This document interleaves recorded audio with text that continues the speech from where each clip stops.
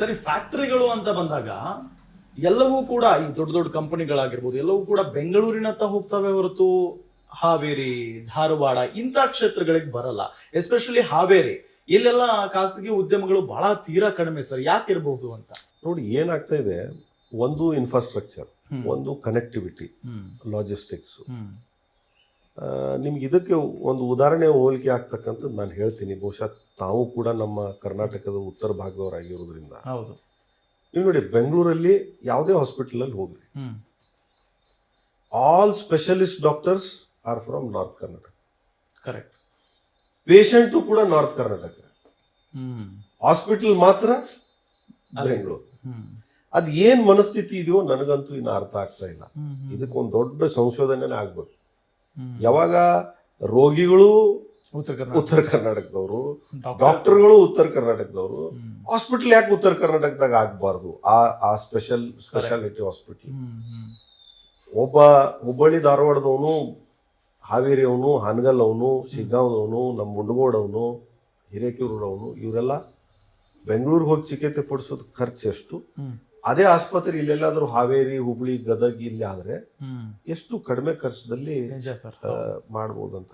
ಹಾಗಾಗಿ ಯಾರಾದರೂ ಸ್ವಲ್ಪ ಸೇತುವೆಯಾಗಿ ಅವ್ರ ಇಂಡಸ್ಟ್ರಿಯಲಿಸ್ಟ್ ಮಾತಾಡಿ ಕನ್ವಿನ್ಸ್ ಮಾಡಿ, ನಾವಿದ್ದೀವಿ, ನಾವು ಜೊತೆ ಇದ್ದೀವಿ, ನಿಮ್ಗೇನು ಇನ್ಫ್ರಾಸ್ಟ್ರಕ್ಚರ್ ಬೇಕು. ನಾವು ಎಲ್ಲಿವರೆಗೆ ಹೇಳಿದೀವಿ, ಈ ಗಾರ್ಮೆಂಟ್ ಫ್ಯಾಕ್ಟ್ರೀಸ್ಗೆ ಲ್ಯಾಂಡ್ ನಮ್ದೆ, ಬಿಲ್ಡಿಂಗ್ ನಮ್ದೆ, ನೀವು ಪ್ಲಾಂಟ್ ಅಂಡ್ ಮಷಿನರಿ ತಂದು ನಡೆಸ್ರಪ್ಪ ಸಾಕು, ನಮಗ್ ಬಾಡಿಗೆನೂ ಬೇಡ, ಇದರ ಇನ್ವೆಸ್ಟ್ಮೆಂಟ್ನು ಬೇಡ. ಸೊ ಇಷ್ಟಾದ್ರೂ ಬರ್ತಾ ಇಲ್ಲ. ಇಷ್ಟಾದ್ರೂ ಇವತ್ತು ಇನ್ನ ಫೈನಲ್ ಸ್ಟೇಜಿಗೆ ಬರ್ತದೆ, ನಿಲ್ತಾ ಇದೆ. ಇನ್ನೇನ್ ಮುಗೀತು ಅನ್ನೋಷ್ಟೊತ್ತಿಗೆ ಈ ಅಮೆರಿಕ ಅಧ್ಯಕ್ಷ ಟ್ರಂಪ್ ಅವ್ರದ್ದು ಇದು ಟ್ಯಾಕ್ಸ್ ಏರಿಕೆ ಸ್ವಲ್ಪ ಅವರು ತಡ್ರಿ ಅಂತಕ್ಕಂಥ ಒಂದ್ಸಲ ಪೆಂಡಿಂಗ್ ಬಿಟ್ಬಿಟ್ಟಿದೆ. ಬಹುಶಃ ನನ್ ಭರೋಸೆ ಇದೆ, ನನ್ನ ಪ್ರಯತ್ನ ನಿರಂತರವಾಗಿರ್ತದೆ. ನಾನು ಕೊಟ್ಟ ಮಾತು ಉಳಿಸಲೇಬೇಕು ಅಂತಕ್ಕಂಥ ಸಂಕಲ್ಪ ನಂದಿದೆ. ಸರ್, ಹಾನಗಲ್ ವಿಧಾನಸಭಾ ಕ್ಷೇತ್ರದಲ್ಲಿ ಶಿಕ್ಷಕರ ಕೊರತೆ ಇದೆ ಅಂತ ಕೇಳ್ಪಟ್ಟಿದ್ದೀವಿ. ಇಲ್ಲ, ಏನು ಶಿಕ್ಷಕರ ನಮಗೆ ಸ್ಯಾಂಕ್ಷನ್ಡ್ ಪೋಸ್ಟ್ ಇದಾವೆ. 70% ಇವತ್ತು ಇಲಾಖೆಯಿಂದ ಶಿಕ್ಷಕರಿದ್ದಾರೆ. 30% ಅಲ್ಲಿ ಏನ್ ನಾವು ಮ್ಯಾನೇಜ್ ಮಾಡಬೇಕು ಮಕ್ಕಳ ಸಂಖ್ಯೆ ಅನುಗುಣವಾಗಿ ಅದನ್ನ ಅತಿಥಿ ಶಿಕ್ಷಕರ ಮೂಲಕ ನೀಗಿಸ್ತಾ ಇದ್ದಾರೆ. ನಮ್ಗೆ ಶಿಕ್ಷಕರ ಕೊರತೆ ಇಲ್ಲ. ಸರ್ಕಾರಗಳಿಗೆ ಹಣದ ಕೊರತೆ ಇರ್ಬೋದು, ನಮ್ಮ ಶಿಕ್ಷಣ ವ್ಯವಸ್ಥೆಯಲ್ಲಿ ನಾವೇನ್ ಬದಲಾಗಬೇಕು ನಾವೇ ಮಾಡೋಣ. ಸೊ ನಾವು ಪ್ರತಿಯೊಬ್ರು ಒಂದು 2,000 ರೂಪಾಯಿ ಆದ್ರೂ ನಾವು ದಾನ ಮಾಡಿದ್ರೆ, ನಾ ಕಲಿತಂತ ಶಾಲೆಗೆ ಹೋಗಿ ಅಲ್ಲೇ ನಮ್ಮ ಶಾಲಾ ಆಡಳಿತ ಮಂಡಳಿ ಇರ್ತದೆ, ಒಂದು 2,000 ಕೊಟ್ಟು ನಾ ರಿಸಿಟ್ ತಗೊಂಡ್ಬಿಟ್ರೆ ಸುಮಾರು ಏನು ನಾವು ಹಾಕಿದಾಗ ನಮ್ಮ ಜನಸಂಖ್ಯೆ ಇವತ್ತು 2,70,000. ಒಂದು 2 ಲಕ್ಷ ಜನ ಆದ್ರೂ ನಾವು ಅಕ್ಷರದಿಂದ ಬದುಕ್ತಾ ಇದೀವಿ ಅಂತಕ್ಕಂಥ ಭಾವನೆ ಇದ್ರೆ, ನಾವು 2 ಲಕ್ಷ ಜನ 2,000 ರೂಪಾಯಿ ಕೊಟ್ಬಿಟ್ರೆ 40 ಕೋಟಿ ರೂಪಾಯಿ ಸಾಕು ನಮಗೆ ಕಂಪ್ಲೀಟ್ ಚೇಂಜ್ ಮಾಡುವುದು. ಅದು ಅಪೀಲ್ ಮಾಡಿದ್ವಿ, ಅಷ್ಟು ಸ್ಪಂದನೆ ಸಿಗ್ಲಿಲ್ಲ. ಮುಂದೆ ಏನ್ ಮಾಡಿದ್ವಿ, ಶಾಲೆಗಳಲ್ಲಿ ನಿಮ್ಗೇನ್ ಬೇಕಪ್ಪ ನೀವೇ ಪಟ್ಟಿ ಮಾಡಿ, ಎಸ್ಟಿಮೇಟ್ ಮಾಡಿಸಿ, ಅರ್ಧ ದುಡ್ಡು ನೀವು ಕೊಡಿ, ಅರ್ಧ ನಾವು ನಮ್ಮ ಮೂಲಗಳಿಂದ ನಾವು ಮಾಡ್ತೀವಿ. ಸೊ 50-50 ಅಂತಕ್ಕಂಥ ಸ್ಕೀಮ್ ಪ್ರಾರಂಭ ಮಾಡಿದ್ವಿ.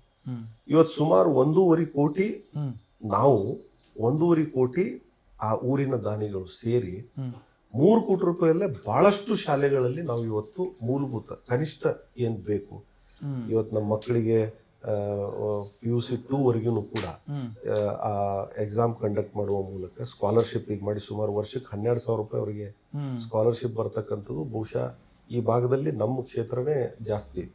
ಅದಕ್ಕೆ ಮಾಡಿದೀವಿ. ಆಮೇಲೆ ಈ ಸ್ಪರ್ಧಾತ್ಮಕ ಪರೀಕ್ಷೆಗೆ ನಾವು ಉಚಿತವಾಗಿ ಅವ್ರನ್ನ ತರಬೇತಿ ಕೊಡ್ತಾ ಇದ್ದೀವಿ. ನಮಗೆ RV ಕಾಲೇಜ್ನವರು ನಮ್ಮ ಜೊತೆ ಕೈ ಜೋಡಿಸಿ CET ಪ್ರೀ ಟ್ರೈನಿಂಗಿಗೂ ಕೂಡ ಇಲ್ಲೇ ನಾವು ಅವ್ರನ್ನ ಕರೆಸಿ ಮಾಡ್ತಾ ಇದ್ದೀವಿ. ಇಂಗ್ಲಿಷ್ ಯಾರಾದ್ರೂ ಮಕ್ಕಳು ಕಲಿತಾರಂದ್ರೆ ಅವ್ರು ಕೊಡ್ತೀವಿ.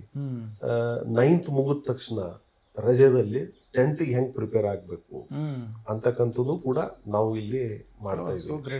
ಸೊ ಎಲ್ಲ ಹೊರಗಿನ ಫ್ಯಾಕಲ್ಟೀಸ್ನೆಲ್ಲ ಕರೆಸಿ ಉಚಿತವಾಗಿ ಯಾರ ಹತ್ರನೂ 1 ರೂಪಾಯಿನೂ ನಾವು ಇವತ್ತು ತಗೊಂತಾ ಇಲ್ಲ, ಸಂಪೂರ್ಣ ಉಚಿತವಾಗಿ ಮಾಡ್ತಾ ಇದ್ದೀವಿ. ಇದು ಸ್ವಲ್ಪ ಶಿಕ್ಷಣ ವ್ಯವಸ್ಥೆಯಲ್ಲಿ